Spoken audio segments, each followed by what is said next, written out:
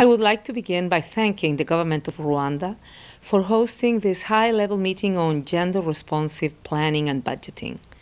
I believe that in this room today we have national partners and donors that have had leading experiences in ensuring the national planning and budgeting response to women's needs and priorities. Although I am unable to be with you in person, I am delighted to address such a distinguished gathering through this message. Last month, the first strategic plan for UN Women was approved by its executive board, marking an important moment in the history of the UN system. The strategy outlines a roadmap for the work of this new organization to support the realization of the goals of gender equality and women's empowerment. One of the 6 objectives of this strategic plan is ensuring that planning and budgeting processes promote gender equality.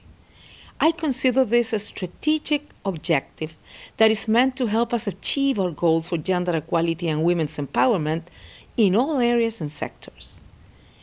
Achieving this objective requires the commitment and leadership at the highest level, especially by ministries of finance. These ministries are not only the gatekeepers, but also in charge of putting in place systems that recognize gender equality as a key component of achieving development results at sector and local level. Ministers of Finance can ensure tracking of allocation and spending towards the priorities of women and girls.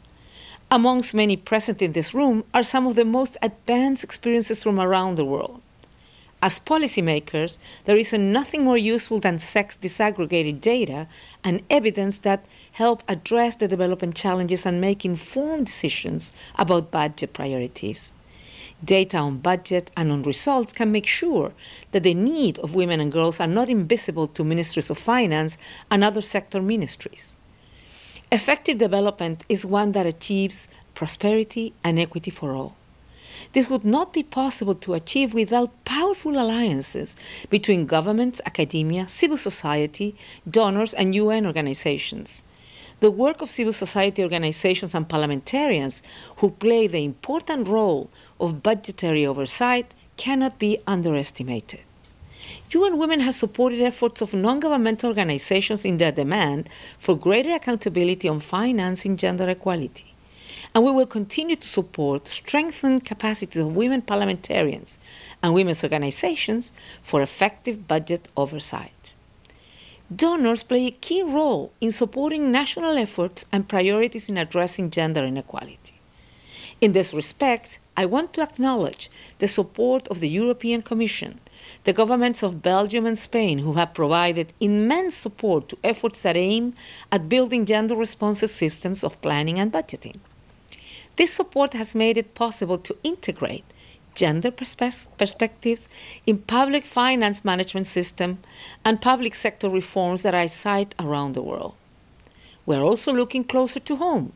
UN Women is working with UN partners to assess the feasibility of a system-wide approach to disaggregating budgets by gender, building on the work of other UN organizations, including UNDP, UNICEF, UNFPA, and UN OSHA, who all use gender markers in their financial management systems, which aim to increase UN accountability on gender equality.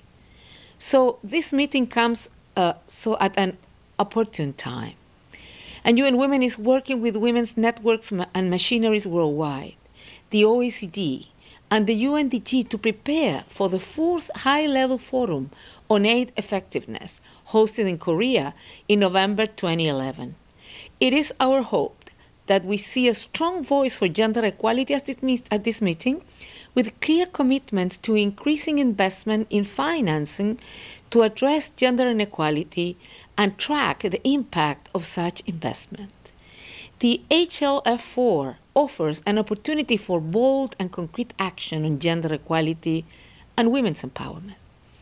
On behalf of UN Women and the entire UN system, I wish you well in your deliberations and look forward to the outcome of this meeting.